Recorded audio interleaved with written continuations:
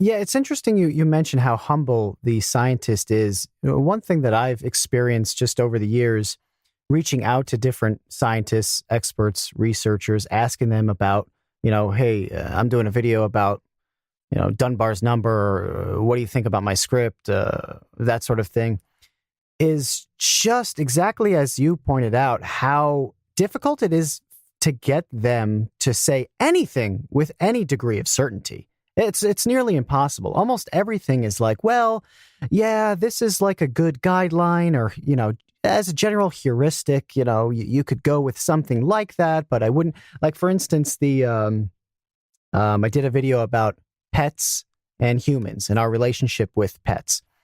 And I was talking about oxytocin, which, if you just like generally read about oxytocin, it's considered the love molecule, and there's all this kind of really overstepping the boundaries of what this thing should be referred to as.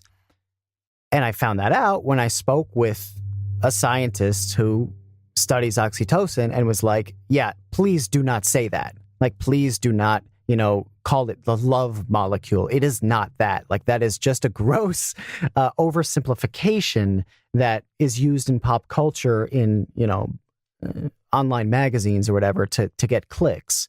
But, amongst actually people studying this stuff, like, that couldn't be like more kind of almost offensive. And I can see why, when you're going into with a production crew to talk about making a show about some of this stuff, the hesitancy that you may receive from some of these researchers.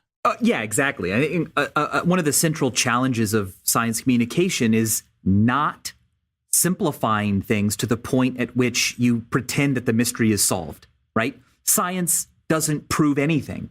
All it does is reduce uncertainty. And so oxytocin, the love molecule, wow, that sounds like a thing I want to click on. I'd love to read that article of PopSci. But oxytocin does so many things. Dopamine is always treated like this reward neurotransmitter, but it's a little more subtle than that. And it's also a lot more broad than that. And so to me, I think the key is focusing on how exciting those unknowns are. Because this isn't mathematics. We're not like, hey, look at this. We're axiomatically assuming these things and now we're proving this. It's more like, well, we think that it's a mess, okay? The chemical oxytocin, the chemical dopamine have been around for millions of years, probably longer. And many different animals have them, but they're used in different ways. And we sort of like adapt, but still have that chemical in our brains. And so the role that it plays will vary from individual. The sensitivity they have to it varies. It changes day to day. Like, that all is more exciting than just saying it's the love molecule. Now, I did an episode where I probably called it that, to be honest. I also have, and I'm always trying to evolve and be better at this responsibility of communicating science. It is true that, like, when people hug and embrace, their oxytocin levels go up, but that's not the only role it plays.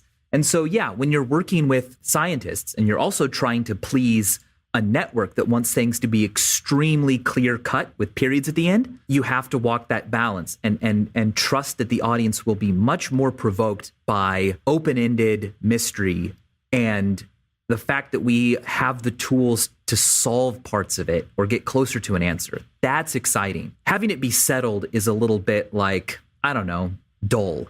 And so I always make sure that I emphasize that myself. I don't want viewers to think, aha, now I can act like a know-it-all because I've learned something. You should always leave a Vsauce video thinking, my gosh, what lies beyond my knowledge is greater than I ever thought before.